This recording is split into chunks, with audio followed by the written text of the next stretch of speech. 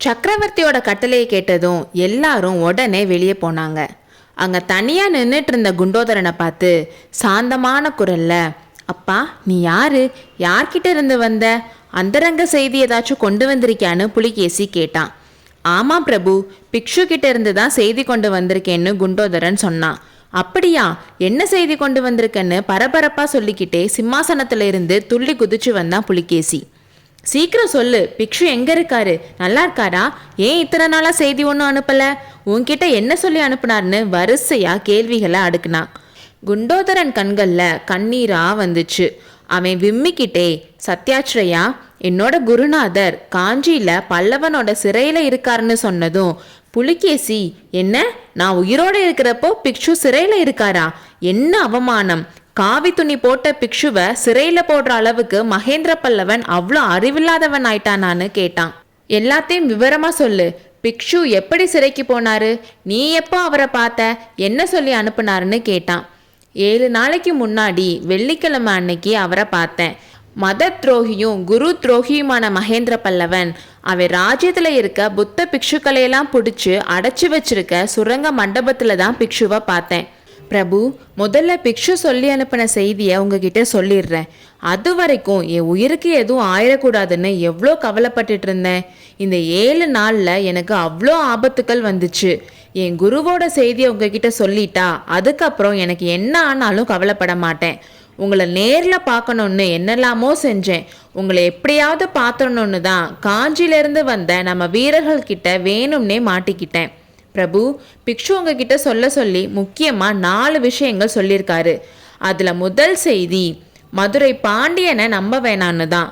இந்த ஜெயந்தவர்மன் பாண்டியன் தான் பிக்ஷுவை மதுரையில் சிறைப்பிடிச்சு வச்சிருந்தவன். அந்த நேரத்தில் பல்லவனுக்கும் பாண்டியனுக்கும் ஏதோ அந்தரங்கமாக ஓலைகள் மாறி மாறி போயிட்டு இருந்துச்சான். அவங்க 2 பேரும் சேர்ந்து ஏதோ சூழ்ச்சி பண்ணியிருக்கணும்னு பிக்ஷு நினைக்கிறாரு. அதனால பாண்டியன் கிட்ட ஜாக்கிரதையா நடந்துக்கணும், அவனை நம்பி எந்த காரியத்திலையும் இறங்கக்கூடாதுன்னு சொன்னாரு. 2வது செய்தி, கங்க நாட்டு துர்விநீதன் தான் பிக்ஷுவை மகேந்திர பல்லவனுக்கு காட்டி கொடுத்து காஞ்சியில அவர் சிறையில இருக்கிற மாதிரி வச்சது. புலிகேசியோட கண்ணுல மண்ணை தூவுறதுக்காக பல்லவனோட சண்டை போடுற மாதிரி போட்டு சைன்யத்தோட ஓடி ஒளிஞ்சிட்டு இருக்கான். புலிகேசி வாதாபிக்கு திரும்பி போகாத மாதிரி செஞ்சுட்டா அவனோட மருமகன் விஷ்ணுவர்தனன் சக்கரவர்த்தியா ஆயிடுவான்னு துர்விநீதன் ஆசைப்படுறான். நல்ல நேரம் வந்துச்சுன்னா துரோகி துர்விநீதனுக்கு நல்ல தண்டனை கொடுக்கணும். 3வது முக்கியமான விஷயம், மகேந்திர பல்லவன் ஹர்ஷவர்தனனுக்கு இல்லாததையும் பொல்லாததையும் எழுதி ஓலை அனுப்பியிருக்கிறதா தெரியுது.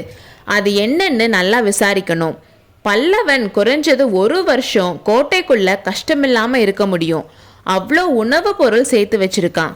அதனால காஞ்சி முற்றுகையை இன்னும் நீடிக்கிறது நல்லதா இல்லை இன்னொரு தடவை கோட்டையை கைப்பற்ற முயற்சி பண்ணுறது நல்லதான்னு நல்லா யோசிச்சு முடிவு பண்ணணும். 4வது முக்கியமான செய்தி, ஹர்ஷவர்தன சக்கரவர்த்தி சிற்பங்கள் சித்திரங்களில் ரொம்ப விருப்பமுள்ளவர். தென் பல்லவ நாட்டில் நிறைய இடத்துல சிற்ப சித்திர மண்டபங்கள் இருக்குது.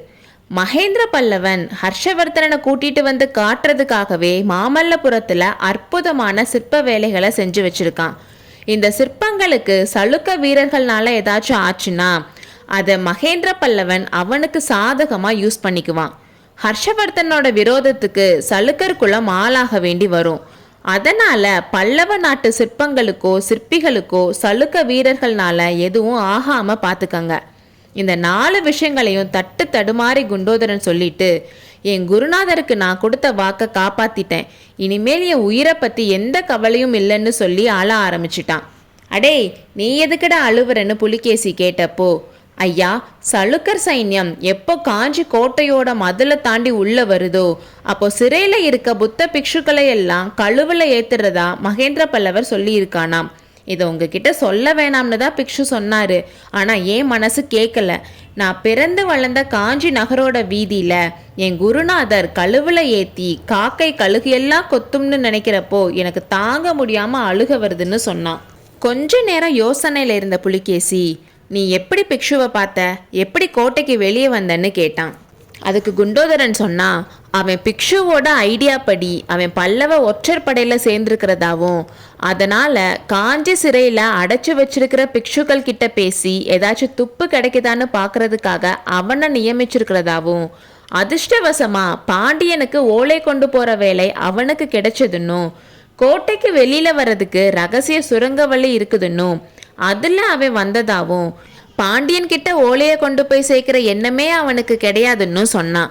அப்படின்னா திரும்ப பிக்ஷு கிட்ட போய் உன்னால செய்தி சொல்ல முடியுமான்னு புலிகேசி கேட்டான். பிரபு, திரும்பி போறது என்னோட உயிருக்கு ஆபத்து.